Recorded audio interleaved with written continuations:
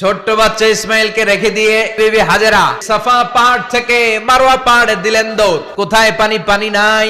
পানির সন্ধানে হাজার আলাইহিস সালাম 7 বার 2 পাহাড়ের মাঝখানে দৌড়াদৌড়ি করলেন। এই দৌড়াদৌড়িটা আরশের উপর থেকে আল্লাহ এত সুন্দর উপভোগ করেছেন।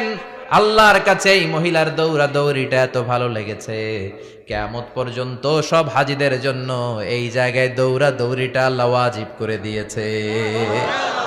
হঠাৎ কলকল কলকল আওয়াজ শুনতে পেলেন। ইসলামিক লাইফ, জীবন গড়ুন কোরআন সুন্নাহর আলোকে। আল্লাহ বললেন, ইব্রাহিম বিশাল বড় কাফেলা বানাও, হজের আঞ্জাম দাও। সাইয়েদনা ইব্রাহিম বললেন, আল্লাহ দুদুমরু প্রান্তর, জনমানব শূন্য, মানুষ নাই, পাখি নাই, কেউ নাই, কিভাবে আমি হজের আঞ্জাম দেব? আল্লাহ বললেন, ইব্রাহিম হজ প্রোগ্রামের ম্যানেজারগিরি করতে চাইলে 3টা পেশা তোমাকে বেছে নিতে হবে। কয়টা? এই 3টা পেশা এর সমন্বয়ে তুমি হজের প্রোগ্রামের আঞ্জাম দিতে পারবে। পেশা নাম্বার 1 তোমার রাজমিস্ত্রির কাজ করতে হবে। পেশা নাম্বার 2 তোমার ঝাড়ুদারগিরির কাজ করতে হবে। পেশা নাম্বার 3 তোমার মুয়াজ্জিনগিরি করতে হবে। সুবহানাল্লাহ কইবেন না?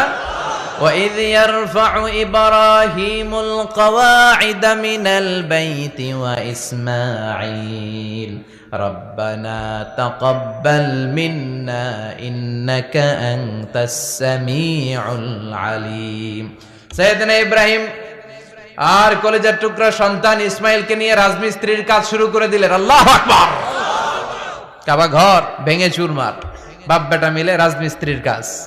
পাথর কেটে কেটে বাপ বেটা মিলে কাবা ঘর বানায়। পেশা নাম্বার 1 শেষ। পেশা নাম্বার 2 ঝাড়ুদারগিরি। পেশা নাম্বার 2 কি? আল্লাহ বললেন, তাহহিরা বাইতিয়া লিত-তাইফিনা ওয়াল আকিফিনা ওয়ার রুকআইস সুজুদ। মসজিদেরি ঝাড়ু বারদার হোক আমারে হাত শোন।